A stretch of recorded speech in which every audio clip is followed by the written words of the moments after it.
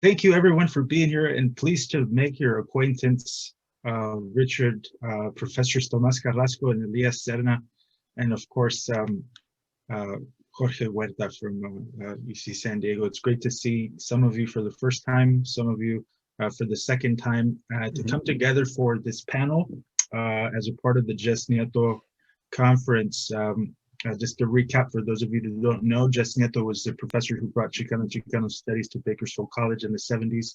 And we wanted to feature a panel on the arts, and specifically theater. So Andrew asked me to reach out to folks in my inner circle, as did he.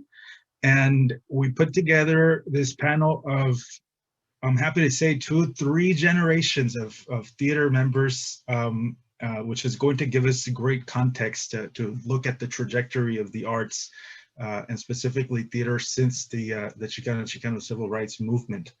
What we'll do is allow our panelists to introduce themselves. We'll go over some basic questions that are unscripted, along with some images that they have provided us and others that we have selected ourselves. Questions can be dropped in the chat box, which will be moderated by Andrew Bond, as well as during the Q&A section towards the end of our presentation. Any questions before we begin? So I'm the baby generation. You said 3 generations, so that makes Elias me is, youngest, right? Elias is the baby generation, and Jorge disagrees, obviously. But please, Elias, why don't you begin with us? Who are you? Who do you represent? Tell us a little bit about you, please. My name is Elias Serna. I'm born and raised in Santa Monica, California, where the barrio meets the surf. The West LA, we always get overshadowed. East LA gets all the prizes. But you know, I was born. You know, sometimes I don't even say working class. I was born in the underclass.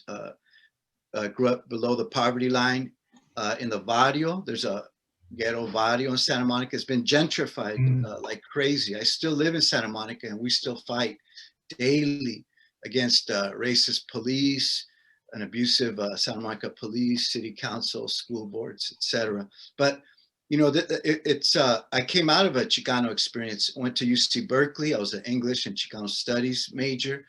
And Berkeley was thriving in the late 80s. A liberal chancellor let in like thousands of students. And we had a beautiful community of Chicanos, Latinos, and people of color, activists. Berkeley has a rich tradition.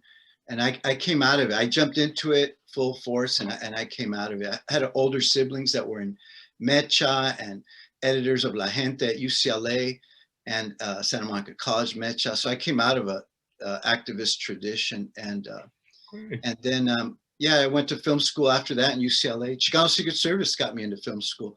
We were on TV several times. We toured nationally, internationally, including Juarez and Tijuana, and appeared on television. And thanks to Richard, we popped us on the Culture Class show in the early 90s. And after film school, I taught at Chicano Studies at CSUN. You know, Tomas and myself and Jorge and others, we have one foot in academia. For me, academia was a salvation. I can't pay the rent or raise 2 children in the arts. I had, that's just the decision I made. But I've always been an artist, educator, writer, thinker, and I have 2 children. You know, I went back into teaching. High school and CSUN. I spent 7 years in Chicano Studies at CSUN. I'm invested in the Chicano Studies struggle at Tucson, and more recently at in California. The Medina bill has been hijacked by the right-wing Zionist Jewish caucus, and there's a lot of awesome progressive Jewish voices fighting for an autonomous ethnic studies. And then there's a really powerful right-wing Jewish caucus and political force that's hijacking, co-opting ethnic studies, specifically the Medina bill, which they've taken over currently. I'll talk about that in the other Definitely. Yep. Absolutely. Thank you, Elias, for introducing yourself, and we will get to Chicano Secret Service. I want to give the other panelists an opportunity to introduce themselves. I saw Richard extend the cut sign. Parale. So I'm going to give the word to him, please. Oh, you're on mute. Richard, you're on mute. You muted everybody. Oh, no. Let me, Andrew, can you please Hey, unmute our hola. voice? My voice has been taken away. Can you hear me now? Yes, Yeah. yes. It could be Zion, the Zionists. Thank you, Tomas. Yeah, I was just like, be careful with that, with the moil. Be careful, Elias. Not cutting them off. But or don't anything. stay out of the fly, Richard. We need you in this. No se Careful with the asusten. voices. No se asusten. Chicanos are Oh. peleoneros. You got to jump in. Oh my God. I put in the chat room. I'm Richard Montoya, filmmaker, culture clash writer, co-founder of the group with Rene Yanez and the Salvadoreños, 1984. So we're definitely pushing up on the elder generational door. But I put in the chat room, and I was really happy to hear Elias, his West Side history.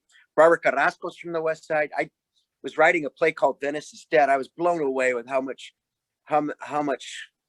political history there is. And I never look west of La Brea, and I was fascinated with the early communist history. More people were dragged under baby HUAC and HUAC from really the West Side than ever from the East Side. It took time, right? So that history is fascinating. But I put in the chat room a link because I wanted to invite you all to listen to a podcast I just completed for Berkeley Repertory Theater called Suicide on Telegraph, the first Chicanos on Telegraph in Berkeley, of which Elias was just illuminating his own experience. And I realized how much of my history as a writer and a performer is tied to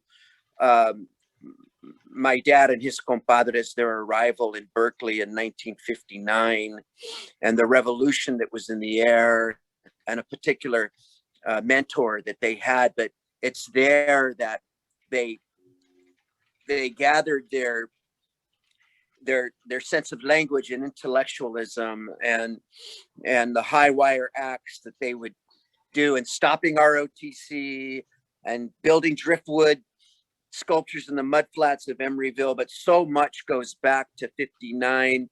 It's really our first Chicanos in Berkeley. The beats are landing in North Beach. It's an explosive period, and there you find Esteban Villa, Jose Montoya.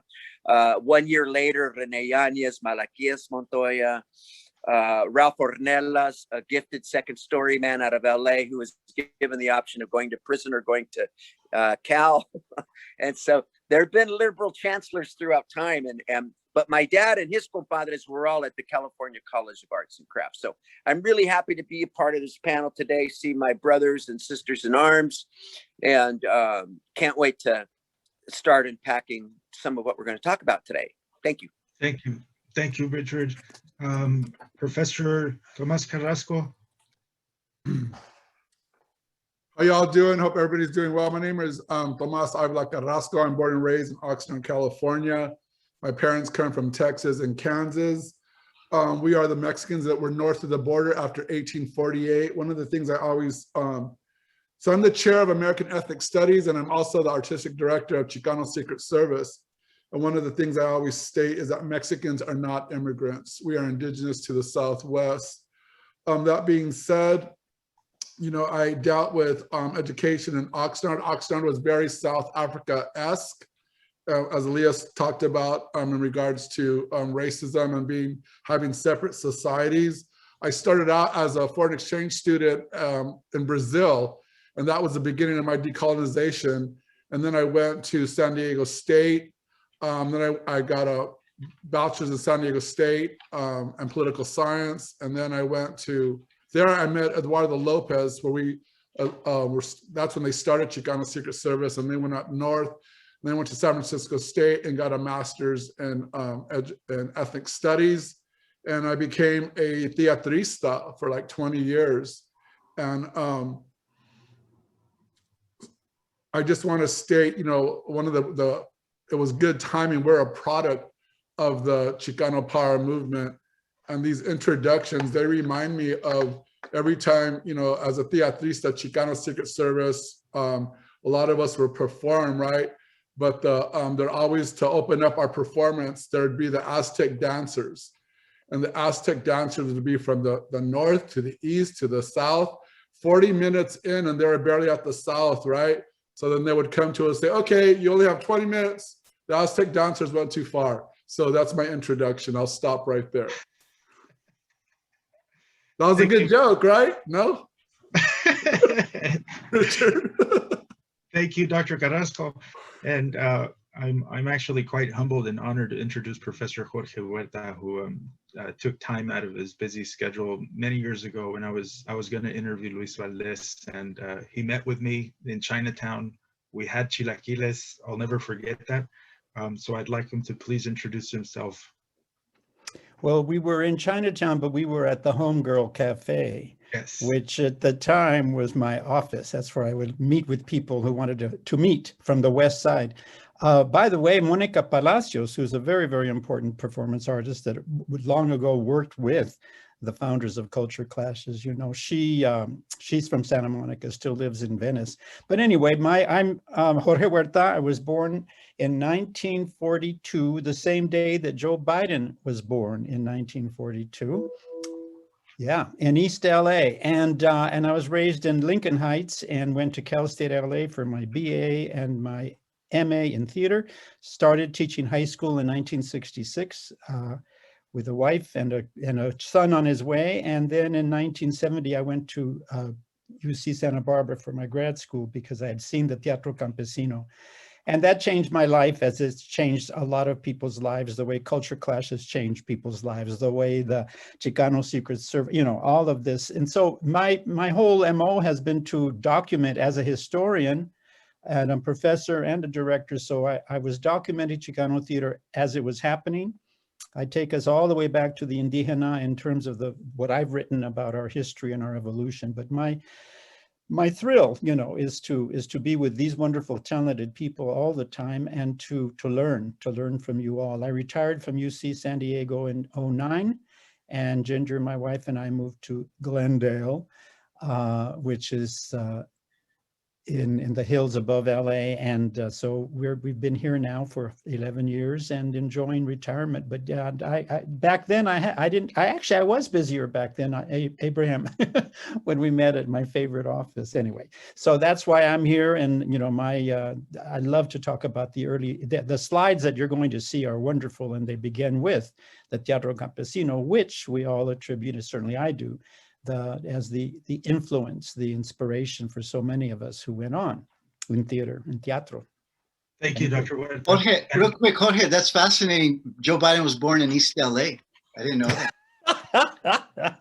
No, he was born on one side of the coast and I was born on the other. Am I muted? Oh, I'm still talking, okay. Is that right, Elias? He was born in Middle East LA. I was born in Boyle Heights. That's East LA, isn't it? Boyle Heights? We're just joking. Yes, we believe No, you. but I didn't grow up in East LA. I grew up my mother would always say it's Northeast LA, which it is. What many of our students may or may not be aware of is this large theater movement that was kind of born, you know, just 30 miles north of here in Delano, in the fields of Delano. So as I was discussing this with Edith yesterday, who's one of our students in Lupe, our Latinos Unidos por Educación program, I thought it'd be great to have her start us off with the first questions because it was a great question. I'll flip through some of the slides that will serve to kind of accompany our presentation with early images of the teatro. And if at any point any of you wish to interpret them or comment further on them beyond the contents of this question, please do so. So Edith, take it away. Go ahead and fire your first question, please. Thank you so much, everyone. I'm happy to be a moderator for today. And I'm a student at Bakersfield College and also an activist in my community. And thank you for joining us all. The first question. So sorry, just having a little technical issues.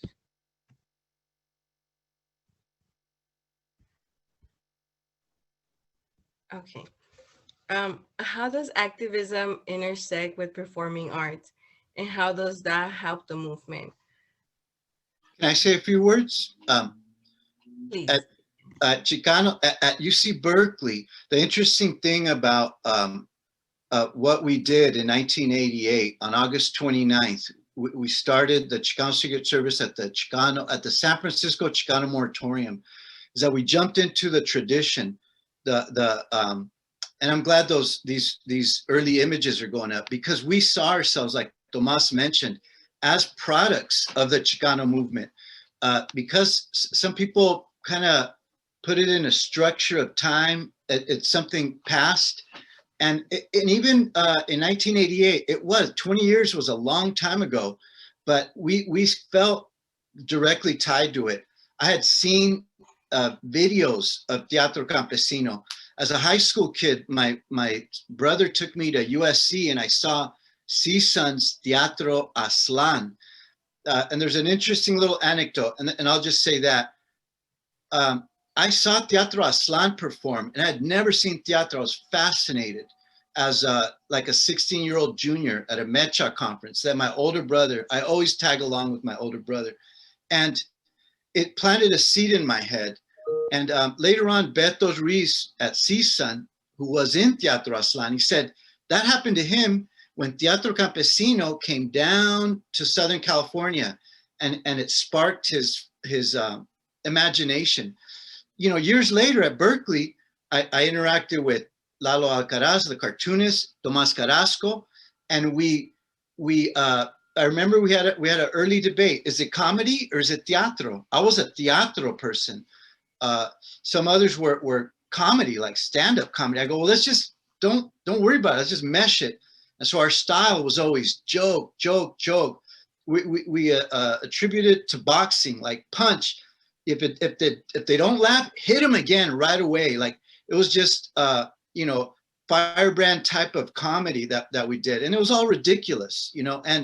But once it took off, Chicano Secret Service just started producing. Within a year and a half, I think we had produced about 100 skits. We had done it in the teatro acto tradition. A kid from from Inglewood, California, saw us, and he started doing teatro and video and film. This guy named Freddie. He eventually worked for us for a while, and then he eventually got a job at Teatro Campesino. So it all circled back. Everyone got touched by teatro, and so I'm hoping this discussion is part of that circle of a tradition of Chicano political vigilance, but expressed in an artistic, and as Che Castro says, at the risk of seeming ridiculous, let me say that Chicano revolutionary teatro is inspired by deep feelings of love and carcajadas, you know. No, I have always thought, Elias and Tomas, that you were inspired by Culture Clash. Am I wrong? Never heard of those guys. Never heard of them. No, we were already, we met at La Onda Bajita radio station, I believe, but I had heard of them. Oh, but you hadn't. Jose Antonio Luciaga. You hadn't seen them perform. I hadn't, but our styles are very, very similar. So people always thought that. But Yeah. I think Eduardo had seen them, but no, I'm from Oxnard. There was no theater in Oxnard. I saw them in the early years at La Peña. Yeah. But we were already started, I think. Jorge, please continue. Could I add something? Yes, of course. Okay, so I just want to that question, I just wanted to state, and this comes from Guinan Valdez. So again, you know, Chicano Secret Service, we were actually performing in the Bay Area, and Dolores Huerta had gotten beat up by the San Francisco Police Department, and we did a fundraiser for them. And so Luis and Lupe were in the audience, and they said, you're really very talented, but you need to be trained. And that was our introduction to Teatro Campesino. But I always loved Guinan. He would always state, a teatrista is someone that does theater for the community first, right? And so I wanted to make that statement. And the other part is one of the powers of being a teatrista and doing teatro is that you center the Chicana, you center the Chicano. We're at the center of the narrative. It's life through us, right? And then just to pay homage to the Chicano power movement and the Chicano teatristas of the 60s and the 70s. If you could imagine, in 1968, 91% of all college students are white, right? So as the civil rights, when we talk about we're the products of the Chicano power movement, of the Black power movement, etc., we enter this conversation with the foundation that has already been pretty much laid for us, even though it's in the late 80s. And we've always been issues. What are the issues in our community? You know, like say right now, you know, immigration, a typical Chicano response, you know, the border is out of control. Newsflash, it's a 2,000-mile border. It's never been in control, right? Humanize the Mexican, humanize the Chicano, etc. So in regards, activism is just a natural reaction to, in regards to Chicano Secret Service, right? And then satire just organically emerges, right? Like Mexicans are lazy, but they take all our jobs. Go back to where you're from, and this is where I'm from, etc., right? So yeah, in regards to activism, you know, you look at what's wrong and you address it, and it's the, you know, from the carpa to Teatro Campesino, you know, to Culture Clash, to us, it's that acto, it's that you present that issue, you agitate the audience, and you give a, you know, solution. And Jorge Huerta, he nails it in regards to, you know, historicizing Teatro Campesino. So yeah, that's what I would say about activism. It's intertwined. You should complete that anecdote, though. You used to say, you're dirty, but clean my house. I don't trust you, but take care of raise my children. Yeah. So I get all my jokes from Mexicanas at the park, right? So this Mexicana lady was talking papas about the white lady wouldn't let her use the car, but she'll let her take care of her kids.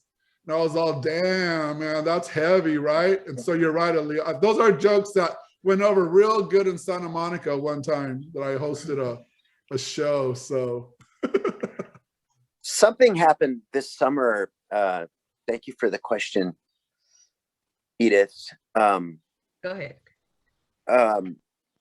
Last year when COVID hit, we were on stage at Berkeley Repertory Theater doing Culture Clash Still in America. And there was just a conference at UC too, because I think Elias Tomas and I know Lalo, everyone was in Berkeley just before. And then I think a week later, COVID shuts us down. Now, the piece we were doing on stage at that theater very much dealt with the child separations at the border, detention centers, the arrests of our people.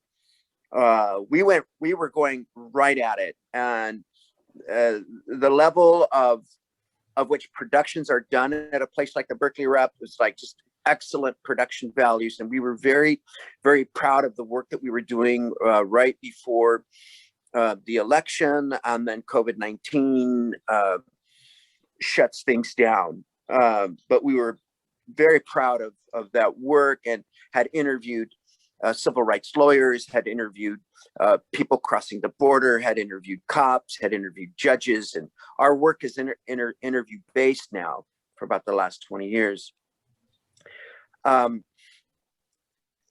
COVID hits, and then like everyone, like we just don't have a job anymore. And then La Jolla Playhouse approached us and said, what does the Culture Clash experience look like digitally? And we're like,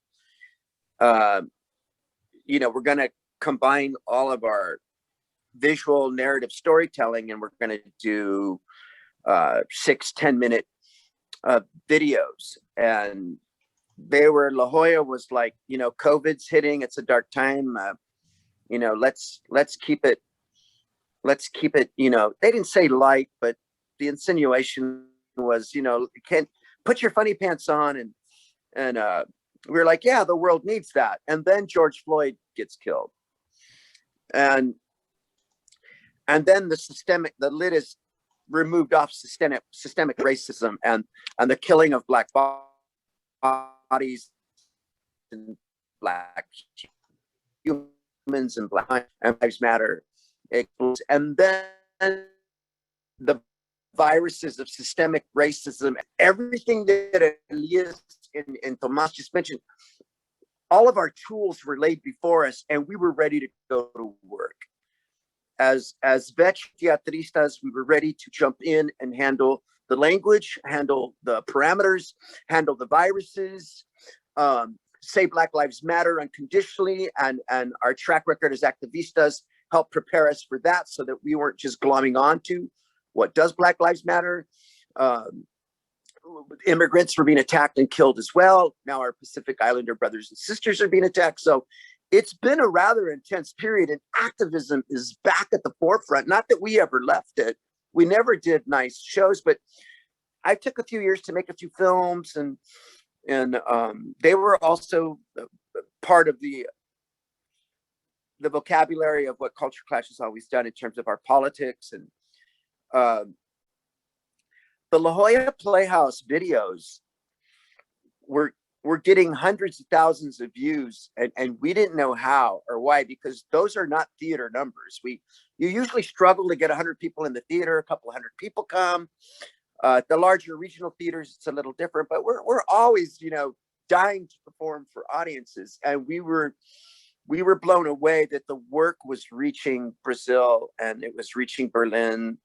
There were 100,000 people in Japan watching, everywhere except parts of the US. But the activism ignited the work. Again, the work ignited the activism. And as Branford Marsalis said, after they lost their father to COVID, Mr. Marsalis, the great jazz dynasty family from New Orleans, that it was going to be a time for veterano and veterana voices. And I believe that's kind of true, that we're all kind of equipped, from Dr. Huerta to my brothers, Tomas and Elias, to Luis, to Lupe Valdez, to Dolores. We kind of need some articulators to help us out of the current moment. We'll pick up the debate about Latinx. It's an important one, and how we identify ourselves are important, but there is a much deeper and darker, sinister thing going on right now, that if we don't have our eyes open about white supremacy and systemic racism, then we're doing talent shows, and we're just not equipped to do talent shows. So to answer your question, the activism has given us life, and we somehow our toolbox is well honed for the current moment that we're in. Thank you, Richard. And that actually reminds me of something Dr. Huerta mentioned in an interview of his that he did in a series he called Necessary Theater, and he referred to activist AgitProp theater as an artistic tool in their quest for social justice. So if you could maybe inform us on kind of the origin stories of the Teatro Campesino, because we're going to go into that, Dr. Huerta, and comment on what you called a social responsibility of theater, and maybe if you could elaborate on what that means for some of our students and our members. It's a big question. Art, initially art was about beauty, that only beautiful art should be produced, and that went from the visual arts to the sculptural arts to dance to you name it. But yeah, problems arose, and they've always been there. That's the biggest, the big issue right now for me, and I'm sure for everybody here, because we have all been so impacted by this COVID. I found it hard to concentrate. I've been trying to write articles, and sometimes I just can't think straight. And I'm thinking, well, how are the younger people dealing with it, right? And I've Zoomed, I've been in a number of, I've been all over the place, all over the world, really, through Zoom, talking to students. But again, when this started, when the Chicano theater movement started, it was a part of a broader movement, which, as they said, was the Chicano movement. And unfortunately, it was just that, the Chicano movement. It was very male dominated, and it, and before anybody else says it, we are all sorry that we couldn't find women to participate, that maybe they were not available or what have you, from the early years of the Teatro movement. because they're still alive, some of them, but nonetheless, it was a very male-dominated, very homophobic movement, very nationalistic. And in fact, the Chicano movement was just that, Chicanas and Chicanos. And now there is no Chicano theater, I don't think. I think that what we have now is being called Latinx theater, Latinx theater, however you say it, but it's a mixture. My students in 1970s were all the children of Mexican immigrants, or they were born here, and their parents may have been born here as well, but they were Mexicanos y Mexicanas. And now you tell me, how many people we know that not only are from Central America, but they're Afro. The Afro-Latino was totally ignored. But what I would say to my students back then, and I would say it today, choose your battles. And I don't know how the rest of you feel, but the battles right now are just so desparamados. I mean, they're so everywhere. And that's exactly what the system has always tried to do. It has tried to, get us off track. And I'm going to stop there and see if anybody else wants to comment on that. So I just wanted to add, in regards to Chicano Secret Service, in regards to how I write about teatro. So I use this concept called the Chicano Radical Teatro Performance tradition, right? So again, I'm talking about political satire as organic, and Chicano teatro as a system of explanation that informs daily life, organized activities, culture, religion, and social movements. And I use this concept called oppositional performance. So oppositional performance are strategies to present an alternative hegemony within the existing civil and political society, right? So literally, so our goal is to subvert cultural domination, right? And so right now, if you look at society, if you look at the mass media, the two major images that they reproduce over and over and over are the immigrant and the criminal, right? So within Chicano Secret Service and within our theater, we try to present smart Chicanos that are empowered, that are in control of their lives, pretty much a society that we wish that would exist, right, to humanize the Chicano. And so I do this whole thing called the neoliberal block versus the Chicano performance block, right? So again, and I would say Culture Clash does this too, and a lot of others, to take parts of the dominant culture and subvert it, right? And so to go into, you all had mentioned Spanglish, Scalo, etc., right? And so the way I look at, Spanglish is Mesoamerican and Western culture materials intersect and interact to produce new possibilities through mestizo invention, right? So a perfect example of Spanglish would be vamos a la store. And why does that make sense to us? Because we live in two worlds at one time, right? So yeah, that's what I have to say to add to the contextualization of Chicana teatro, right? That we're living in. But I do want to say Chicana teatro does exist. Chicano Secret Service is a Chicana teatro, and we just performed to 400 students via Zoom like 2 days ago. We did Dr. Fucci, Kamala Harris, and Che Castro. If Che Castro could just intervene real quick. Yeah, I would push back on two things mentioned earlier. And I agree with Tomas. I think a Chicano tradition still continues.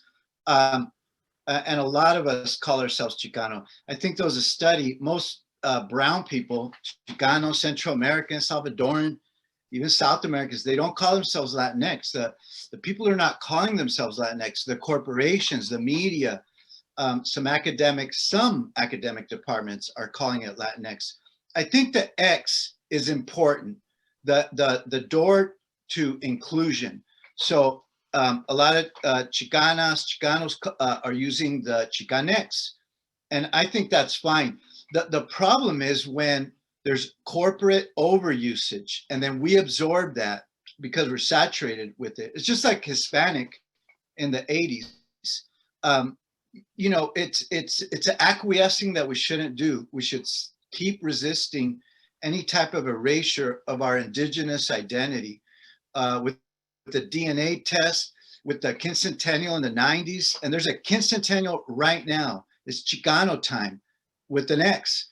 500 years ago exactly, the Aztecs are fighting off the Spaniards at Tenochtitlan. 500 years ago exactly, the Aztecs still had control of Tenochtitlan. There was still indigenous self-determination to some extent. Colonization had not won. And so, but my main point is that a Chicano tradition is about having that historical consciousness. Latinx erases a lot. It erases our indigenous identity. It erases this quincentennial consciousness, and it erases the Chicano movement traditions. I don't think I agree with a full, and there is, by the way, especially in academia, a dismissal of the Chicano movement, of Chicano studies. I'm not willing to dispose something we built. And there's always constant pressures to attack and destroy Chicano studies, ethnic studies, or take it over. But I think self-determination has to be revisited. And yeah. This is, you know, I was having an amazing conversation the other day with Yolanda Lopez, the Cal professor, artist, the first one to really, you know, depict the Virgen de Guadalupe, but with her running in it in running shorts. Yolanda, partner of Rene Yanez, who we lost a few years ago in San Francisco. Rio Yanez is a Cal Arts kid artist, Bay Area. And Yolanda was really encouraging me to go back and to really carefully unpack that 59, 60, 61, those years. Not that I'm being nostalgic, but that those are really the linchpin years of the young Chicanos in Berkeley that are being politicized, really. They had taken their GI Bills, they had served in the US military along with Cesar Chavez and US Navy, Army, and Marine. Rene Yanez was a Marine. A lot of people don't know that. But they took their GI Bills and they go to art school. You know, that act, that I'm still living off that simple and not so simple, you know, act. And so unpacking the intellectual side of our Chicano and Chicana identity. And I find that all of that does get dismissed in, let's say, the town I'm in, LA, and the rush, the Hollywood rush for the something new and exciting and Latinx. Really, we've got Latinx writers and we've got Latinx projects and we're greenlighting. And when you look at the projects that they're greenlighting, they're sexually promiscuous, bloodlust, cartoonish, anything where we're either killing ourselves or you know, something, but not like the marvelous Ms. Maisel, not like even Sopranos, nothing that shows our intellectual prowess. Is we got to really fight. We're filming Chavez Ravine right now, which is a very Chicano story in the growing LA of the 40s and 50s, eminent domain and the greater good and you know, this desmadres, thinking about what Tomas just said, vamos a la story, you know, it's like the Gava desmadre is coming, one of the characters says. What do you mean the Gava desmadre is coming? What a beautiful way to say eminent domains coming to take all of our land, to build freeways through the barrio and put baseball and the three beautiful neighborhoods of Palo Verde, La Loma, and Bishop. And so we're filming that right now with our third tier allies at Center Theater Group, a collective of directors. I did the adaptation, and I feel very much that Chicano theater is alive inside of it. And then what is pure Chicano teatro? Jorge may have a point, but I see that Chicano performance, what Tomas just bracketed and characterized in opposition. I see a lot of that in the work of Guillermo Gomez Peña. I see a lot of that in the work that I work with another company called Campo Santo out of San Francisco, a collective, queer-centric and a really fabulous open process troupe, Sean San Jose, Luis Saguar, rest in peace. But we were at Borderlands Theater a couple of years ago in Tucson, And I had sat with Jorge for 2 hours, and then I ended up playing Jorge in the piece of what I felt was Chicano teatro, but somewhere wrapped inside, you know, the housing of the other work that we do. So I feel it's alive, it's detectable. My 10-year-old son doesn't identify as Chicano, you know, that struggle will continue, but inside the work, Jorge, there's always moments where we kind of keep that thing alive. So when Dolores comes, when Luis and Lupe come, as they do, when our elders come to our show, they recognize it, so that it's not just, we're not doing Eurocentric, you know, Shakespeare yet. We're trying to hang on to something, and it becomes sometimes a lonely battle. But we now have a handful of executives that are hip to it, and you know, we just will, if that's what we want to do. We've never had the ambition for television. It tends to water things down, as we know. But I'm watching a lot of intellectual, heady television on the premium cables, but I'm not seeing anything Chicano out there, and maybe that'll continue. But I think I'm going to keep trying to fight that fight until I see something that says that's not embarrassed, that's not a shame. That's because when I look at Telegraph 1959 and everything that was happening at that time, it's just a beautiful milieu, a story. Chicanos are talking about existentialism and Bauhaus, but they don't let it dampen their essential Chicano humor that they honed in the fields of the San Joaquin. And Elias is damn right. That's getting erased, and I won't have it. I'll try. Thank you, Richard. And I wanted to see if maybe I can get Dr. Huerta to kind of jump on this one, because something that's been consistent since the creation of Chicano theater and through the newer generations now is this dual play between Spanish-speaking and English-speaking identities. It's very much the cornerstone of Chicano theater. This code switching that takes place. So I wanted to ask you, Dr. Huerta, if you could comment on what motivates that code switching. Is it some sort of cultural connection and emphasis with the audience, or what are the motivations behind making it bilingual? Oh, okay, but can you hear me? I'm unmuted, right? I have to address the conversation in terms of the Latinx. I don't like Latinx. I don't like the X at all. And you know, as he says, we're going to have to deal with that. But in his poem Pensamiento Serpentino, which Luis Valdés wrote in 1970-71, and it opens with teatro. Eres el mundo, y las paredes de los buildings más grandes son nothing but scenery. And it goes on, and it's almost a response to Jorge González's iconic epic poem, I Am Joaquin, in which Mr. Valdés calls for that Chicano is a state of mind, is basically what he is saying.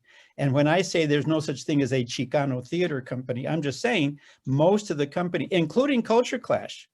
I mean, do you become a Chicano because you're living in the mission or what, you know? But the whole idea of the new movement, and that's why I think whether we call it Latinx or Latina, Latino, I think that's very important. Very few people call themselves that, as you know, as Tomas is saying, yeah, we are a Chicano trio, you know, we're doing, the movement has got to go beyond just ourselves. However, and I think Culture Clash may be one of the few, along with Luis Alfaro, who perform for the bourgeoisie gladly, that they are being, you know, that they're being exposed, their work, their incredible work is being exposed to people who subscribe to the Mark Taper, to the Getty, to, you know, all of the major houses across the country, and they're all run by basically white people. And so their audiences are pretty much, you know, older than me practically. And, you know, many of them are white in the whole, you know, I've seen many people walk out, but there are people who stay there in those theaters, and that's important. The San Diego Rep, which I was very much a part of when I was living in San Diego, you know, has a long tradition of commitment to Teatro Sin Fronteras. Pero Teatro Sin Fronteras, you know, goes both ways. There are no borders. There should be no borders. We've excluded too many people. The Chicano movement, as I said, and the Chicano theater movement followed suit in being very, very insular.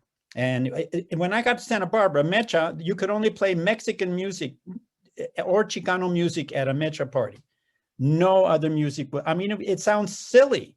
And some of you have made fun of that. There's a wonderful, wonderful acto in the very first anthology, the Teatro Campesino. I think you had it on the screen. It's called Actos by Luis Valdez y el Teatro Campesino, and it's called The Militants. It's about 3 pages long. It's in the book on the bottom left of your screen. Actos, very, very important volume. The very first publication of anything by and about Chicanas and Chicanos. And by the way, the second one was El Teatro La Esperanza, that I had the honor of founding and working with the group at Santa Barbara anyway. So the point I'm trying to make is that we are much more inclusive now of all the people that we were not. And the biggest argument right now, not the argument, the biggest discussion right now is that why are we excluding our Black brothers and sisters? I mean, the Afro-Latinos, as well as African Americans, you know, because throughout the evolution of our teatros, we've had people who are not Chicana or Chicano, not even Mexican or quote unquote Latino or Latina. They're from various cultures from the very beginning. And we need to keep thinking that we need to involve people more. You're not going to, most importantly, in terms of the horrors that we're going through, is that we said it long ago, we had to give the strikers an opportunity to laugh. In the middle of all that tragedy of striking, of, you know, not having the food on their tables for their children or themselves until they could get a union wage. And so they made them laugh. Laughter is a very, very, and who knows better than these other 3 gentlemen on the panel, because you have made us laugh and you have made us think. Abraham, could I say something? Can I respond to the charges after Tomas? Can I go, Abraham? Yes, Tomas, Okay, please. so I wanted to, Richard really hit some major points in regards to, thanks Richard for giving us the insight of just like different productions and existing in mainstream society. And I just, for the students, you know, one of the coolest things about Chicano studies, ethnic studies, is that you're able to identify systems of oppression when you take these different classes. And so what Richard was talking about was cultural domination, right? And I want you all to think about the 2 major images that they show over and over are criminals and immigrants, right? And so with it, the beauty of Chicana teatro is you create whatever you want. You don't need money. You don't need, you know, whatever. You just create like what, so like right there, that image that we're looking at is baby Chewy, right? Registering for school, you know, the racism that we go through. Dr. Sabele Todo, right? We always have that uncle that knows everything, right? You buy a refrigerator, how much was it? You should have told me. I have someone that works at a refrigerator factory or whatever, right? But going back to Richard's point, I really think that it's very important to look at the dominant culture and the concept of cultural domination, because with what our work we do, we subvert that, right? And one of the things I want to share with students is that I would say it was 94, 95. I worked with John Leguizamo in New York on House of Buggin, and Culture Clash had also helped me and my sister by working on their show.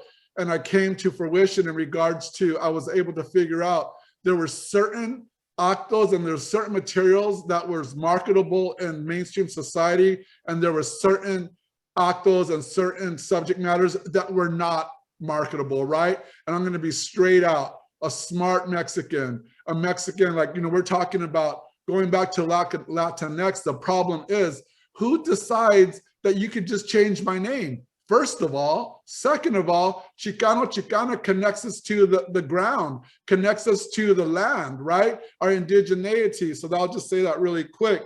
But the other point I want to go back to is that Chicano theater, when you are subverting white supremacy ideology, when you are, you know, showing all the lies, you know, that they've told, and it cracks me up because little right-wingers, they're creative, right? cancel culture. We know what cancel culture means. Cancel white supremacy ideology, cancel all the lies you've told, cancel, et cetera, et cetera. That's cancel culture. And yes, that's our goal, is to cancel everything that all your privilege, et cetera.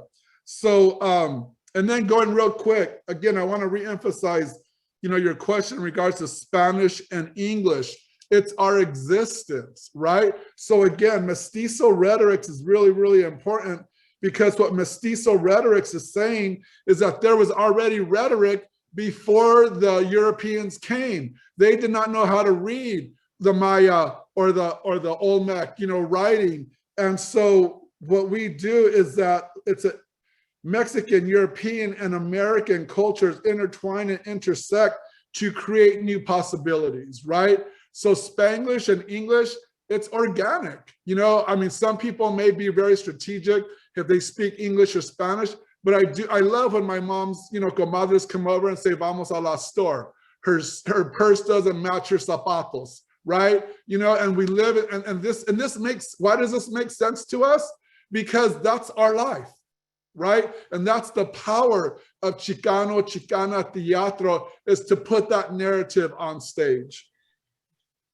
Thank you, Dr. Carrasco. And I'm actually going to give the next question to one of our students, Zoraya Hall, because it really addresses the audience. Zoraya, when you're ready. Oh, can you hear me? Yes. Yes. Okay, so the question is, who is the audience? Are you, as writers, artists, performers, consistently reflective of the home culture? I'd like to, can I respond? Sorry. Because I'd like to tie that question from Soraya. Thank you for that excellent question, with a contradiction that exists, I think, with all of us. I mean, if you teach in the UC system, or you went to the UC system, you are also a beneficiary of a bourgeois system. So yes, we have a lot of Anglo audience members, but at the Mark Taper Forum, for example, 10,000 barrio kids get to come and see Water and Power or Chavez Ravine. That's not only important to us, it's a deal breaker if they can't. If one of those rich donors doesn't buy all 10,000 of those tickets for those inner city kids from South Central to Boyle Heights, they are bussed in. And that is everything to us. That's really the nectar, and why the payoff, the negotiation that we do. If you heard it in Elias's voice early on, he didn't apologize, but he mentioned I had to turn to academia. Let me tell you something. Jose Montoya was an academic. Malaquias Montoya is an academic. These are great and academicas. Monica Sanchez is an academica now. Cristina Frias is an academica now. God bless them. You can no longer apologize for that. Then I can apologize for reaching 30,000, people at Berkeley Rep. And it's important to me that people have access to the theater. And at those places, liberal institutions, liberal in thinking, I constantly worry who's in our audience and who's watching and who am I impacting. Yes, there's the elderly and the Anglo, but there's also the revolutionary, there's the working class. And for a lot of people that come and see us at Yale Rep, or the Goodman Theater in Chicago, or Berkeley Rep or La Jolla, it's the first time they're being addressed to directly by three Chicano Salvadoran men. They don't often, they see the janitor, they see the person taking care of their garden and their children, but there's three hyper articulate, sons of bitches on that stage that are doing the code switching to the language. Question that was brought up earlier. This is Jose Montoya up there, my dad, a poet from New Mexico, and I don't often get nostalgic about Jose, but the one thing I missed, and again, if you listen to the podcast Berkeley Rep, I'm just pushing that because it's beautiful history. There's 2 poems by Jose Montoya in there. That New Mexican code switching, that Rudolfo Anaya you know, Raúl Salinas, Tapón, Lorna Di Cervantes, Evangelina Vigil, Lucha Corpi, Jose Montoya, code switching, when we start losing these poets, it won't be heard again live. I don't know of a contemporary poet my age that does the kinds of linguistics, brilliant.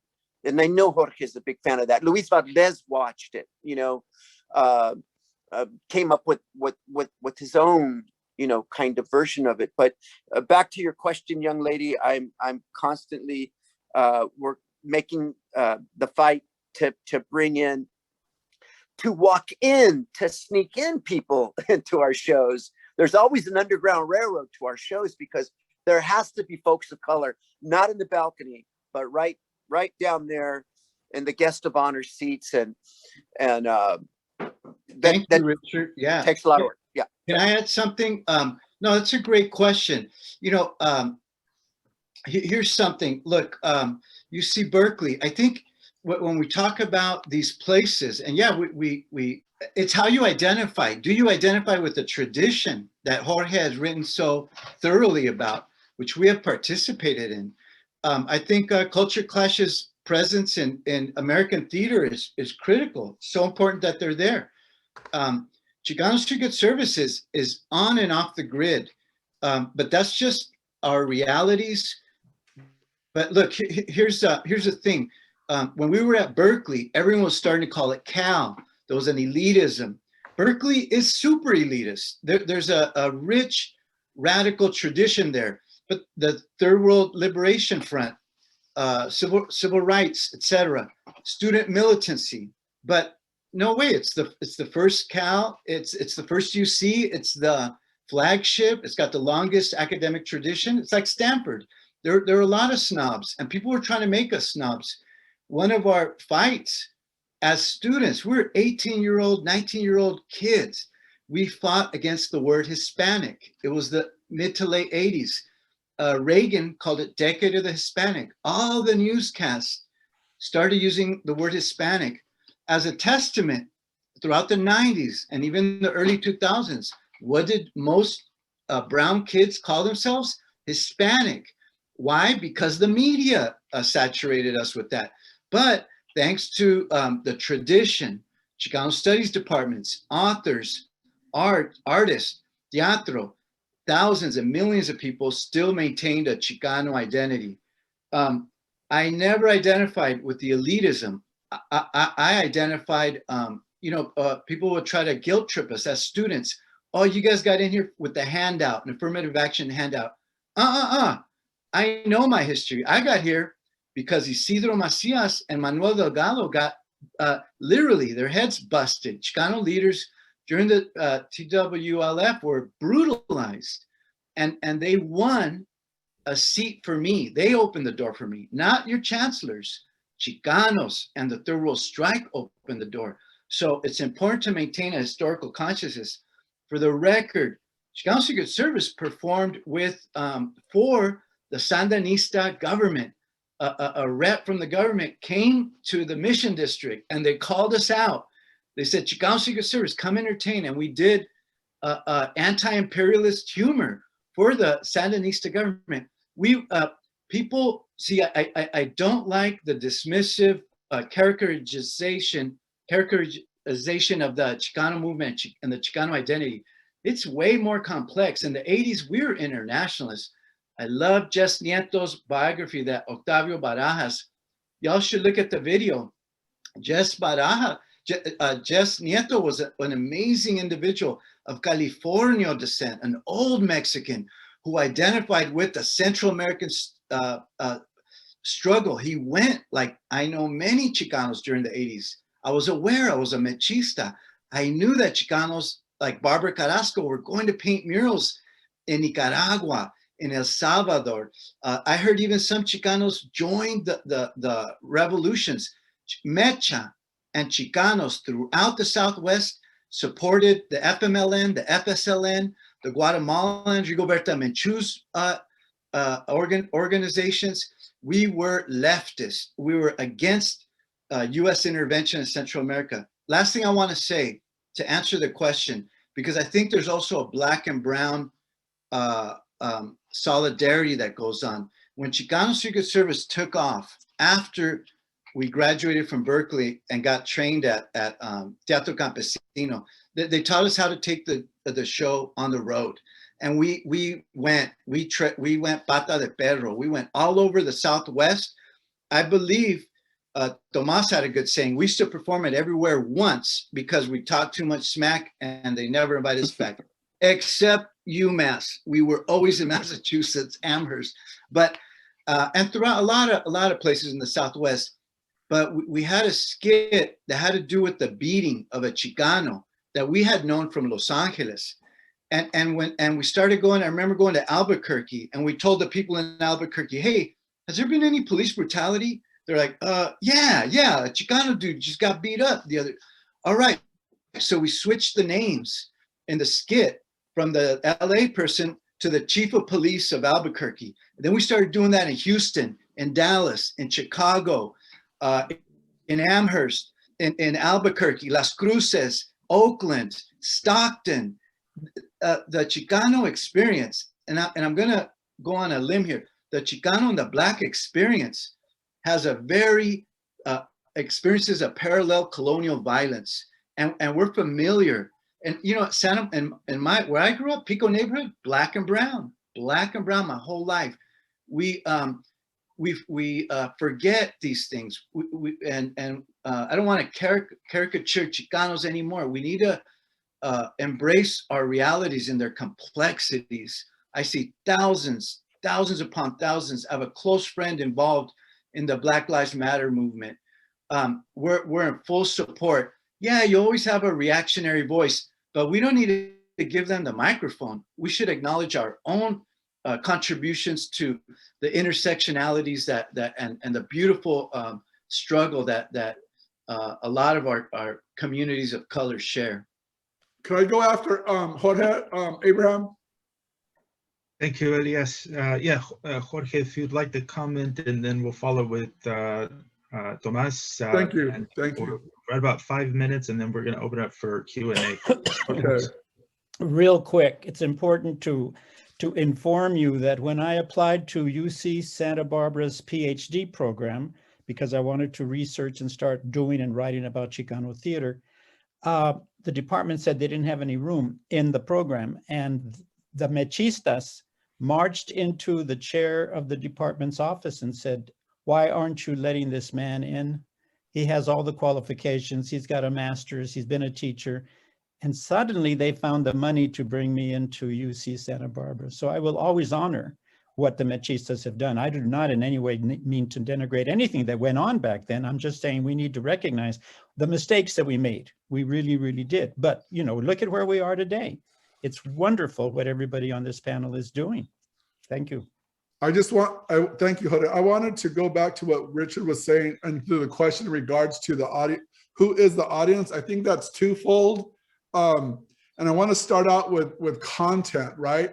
So when we sit around and write material, I write material that makes me laugh, like straight up. What's going to make me laugh, right? That whole Chicano aesthetic. And so, being born and raised in Oxnard, in a very racist city, my grandma was born and raised in East LA in 1922, and I was always and all my cool cousins were from East LA, so I was from Oxnard, right?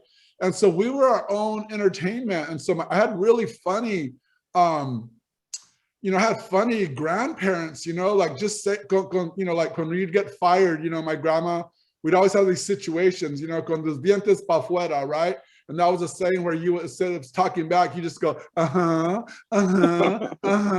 right? Or like my grandpa, 4 and 5 in the morning, his neighbor, oh, so-and-so had a real good time last night. They came home with their calzones around their neck with one tacon, and he would mimic it, right? That was my entertainment, right? So again, going back to Elias, you know, Mexicans are lazy, but they're gonna take our jobs. I don't trust a Mexican, but they'll, you know, take care of my kids. So I write what's funny to me, and sometimes it's harsh because, and again, like right on, Richard, in regards to contradictions, you know, as a educated Chicano, you know, I'm from the working class. I come from a trucking family, and man, I want to like cry, like you know, my mom was segregated, you know, what my mother went through, what my grandmother went through, what my great grandmother went through, and the privilege that I had. You know, society opened up in the 80s, you know, we got access to the education, to universities. And so we're all full of contradictions. What I want students to think about is contradictions count. Contradictions count. And why do they count? Because it's how you use it, you subvert it, right? Like what's real important to Richard is thousands of people having that Chicano narrative on their YouTube or whatever, right? So the first part of that question is, who is the audience, is the content. Who are you writing for, right? And again, I want to go back to, there's certain things that are marketable in white supremacy ideology and the master narrative, and there's certain things that aren't. And I have no time for that. But all I'm about is the Chicano narrative, the Chicana narrative, right? And expressing my experience. And then the other part is the audience, right? And so I've come to grips. My audience, mainly we get hired by all my Chicano friends that have become professors at universities across the nation, right? I get excited about a community center versus a multi-million-dollar, you know, show. And just for the record, Elias is right. We mainly would get hired one time because we'd go in there and we would just lay it down, right? And we knew we weren't going to get hired again. But I want to thank all the theater art departments across the nation for donating their props to Chicano Secret Service. I never knew wigs were so expensive. So Okay. Gracias. And you broke a stage one time at Oberlin College in Ohio. Elias, We're never going back to the claim. state of Ohio Yeah. because of you. My pata Abraham. went through the stage at Oberlin, and then they wanted me to pay for it. I was like, oh, hell no. But anyways, great question. You know, I'm hearing some things today. I've known Elias and Tomas a long time, but, you know, they're still youthful. They're still, you know, the troublemakers, but this thoughtfulness of their, I can hear both their academic growth and as men of color, as Chicanos, and still being that little streak of travieso, you know, culture clash. We still make each other laugh. We found ourselves in King Jungle. We were with the Zapatistas. And if you were talking smack about the Zapatistas, oh, their rifles are wooden, they're not real. Subcomandante Marcos could end up at your bunk in the middle of the night, like a wind, like a ghost. Like, I heard you were talking smack. Should we talk, you know, just to talk, you know? And UCLA Machistas would turn white, you know, Marcos just left on his horse, and the next day you'd have to perform for the Zapatistas.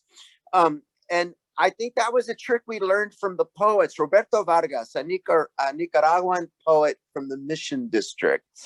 That guy was an attaché to the Sandinistas. So that guy was doing troop movements in Nicaragua, and then you could see him at La Peña a week later. And then you knew he was going back to Nicaragua, armed struggle. And we're not romantic about that. It just was, it was geographically opposed to the nonviolent movement that Cesar was talking about. There were people that were revolutionary poets that took up arms. Diane de Prima, who we just lost, talked about, let me join you in the mountains. Let me join you. You know, it's the poets. The poets died, man. The poets died. I haven't found a teatrista who got killed, but you know, the Chileans knew about this. And you know, and the other thing we have to acknowledge is that Teatro Campesino brought us in also probably about 5 years before, and we were bouncing off us, and Phil Esparza was putting us on the road and don't get in trouble. And I remember there was a clause that Phil put in the contract that if we impregnated anyone, Campesino was not responsible. And it was the halcyon salad days of getting us out on the road. So UMass, bread and butter, Elizabeth, New Jersey, got chased out of a few La Peñas. And you know, I have to really credit Luis and Teatro Campesino for taking us in, polishing us up a little bit, giving us the tools, the same tools they gave you guys, and getting us out there on the road. We didn't see many checks. Those went to Phil Esparza, but God bless them. And I'm glad we had that experience. Oh, we got our checks. We cut them out real quick. Thank you, Richard. Thank you, everyone. It's amazing just how interconnected a lot of these circles are and how we're all part of this big tree, really, that's gone international and by way of the arts. We're at about the 10-minute mark, and I wanted to give an opportunity to any of the attendees to ask questions. We do have a question, kind of a comment as well. It's an anonymous attendee. I would like to thank you for coming into this virtual space to share your brilliant Chicano voices in Centro Califastlan. Having said that, can you vatos make a promise to return someday to do grassroots teatro with the brown-eyed children of the sun, the Bakersfield? Yes, let's do it. Let's bring teatro to Bakersfield. And take us to that Basque. I want to go to that Basque restaurant in Bakersfield. We'll bring Comandante Richard. You know, I got my PhD at UC Riverside, and I taught at University of Redlands out in the Inland Empire last year, and I identify with them. They're so disgruntled, y'all. The Bakersfield folks, the Inland Empire, they're like, "Hey man, why is everyone always talking about East LA?" I'm like, let's form a truce. West Side and the Inland Empire will take over these East LA hegemony. No, I'm just playing. But yes, teatro, we'll take you up on it. Several people have been saying, let's bring back teatro, and it hasn't really had a resurgence. It might be the time, you know, people are kind of tired of screen time. They want to get their bodies, and teatro is a beautiful art form that we cannot leave behind. I just love that you're having this talk, and you have these amazing people and questions. Thank you. Bring Chicano Secret Service and Culture Clash. Then Culture Clash will walk to Delano because they're more down than us. Cage match, teatro cage match. Very cool. All right, and Oliver says it's on. We'll make that happen. All right. One of the directors of our grant, definitely. Other questions from students? Edith, Zoraya, as student reps, any questions you'd like to ask these folks? Yes, I would like to ask, what do you have to say to students that want to pursue a pathway like yours in teatro? Well, the first thing I would say is I would get together, man. I mean, like, again, you know, anybody can do teatro, right? You could even Google, you know, there's so much on YouTube, right? You know, but just like, again, get that issue, write that acto, write that sketch, and just perform anywhere. Just do it yourself. That's the beauty of teatro. You do not need anything except imagination, characters, issues, and just hook it up with some crazy people. I mean, because teatristas are kind of crazy people, and just do it. Go, yeah, Leos? Can I add, yeah, like the teatro art form, it's something serious. You should read Jorge's, I love Jorge's early book on Chicano theater. Absorb as much as you can, videos. You can find a lot of that stuff on video. And then experiment. Just go for it. You know, the beautiful thing about teatro, it could be done anywhere. Our first performances were at Mission Dolores Park. No, it was at the La Peña Cultural Center. We performed at a social gathering where everyone was drinking beers. We performed at protest rallies during sit-ins, during occupations of buildings. And then we performed at the Raza Youth Conference, 1,000 kids from the East Bay. It was amazing. That really, you know, our heads got big at that point. But the fun thing is that we did it out of passion. We just did it. The beautiful thing about student teatro is you have nothing to lose. Y'all are already going places, you know, you have all those resources, and it's a great instrument, vehicle to funnel all that knowledge and smartness and critical thinking, social vigilance, because that's all we were doing. We're seeing what, you know, we're seeing the Reagan Bush team invading Central America, trying to send Chicano soldiers to Central America.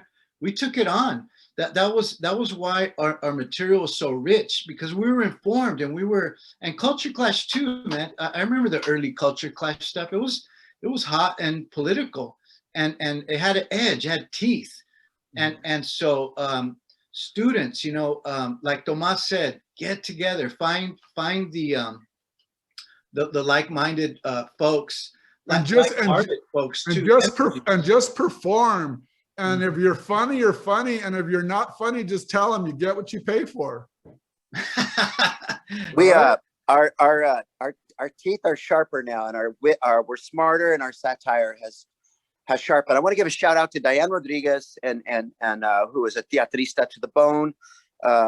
A lot of our early works that went through San Juan Bautista and Teatro Campesino. She was a part of it. Intern everywhere that you can. Your iPhone, you're a filmmaker now. If you've got an iPhone and a flip phone. In the early days, I remember it was a boxing match. Like Culture Clash, Have a Good Night, and Chicano Secret Service was incoherent. And then Latins Anonymous, we all were like, didn't like Latins Anonymous.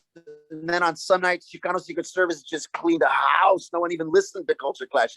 And that was like a boxing match. There's a great Royal Chicano Air Force art show in Visalia, at the Visalia Center for the Arts right now in the Valley. Ricardo Favela is a great artist, and something's happening in the Valley. The Valley is on right now, from Bakersfield all the way to Merced.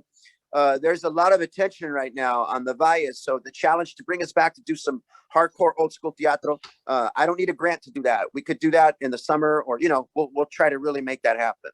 Definitely. Thank you, Richard. Thank you. I think we're at about the 4:30 mark. If anyone wants to stick around, it's absolutely fine. Thank you, Octavio, for including that link in the chat box to the Arts Visalia link. Thank you. And I want to thank our panelists once again, Professors Tomás Carrasco, Elias Serna, of course, Professor Jorge Huerta, and Richard Montoya, of whom I'm a huge fan. Thank you very much for being here. Thank you all for your valuable time. We didn't get to all the questions, but I think Jorge warned us. He said, you're dealing with 4 panelists, all who love to talk. So let's see what we can do.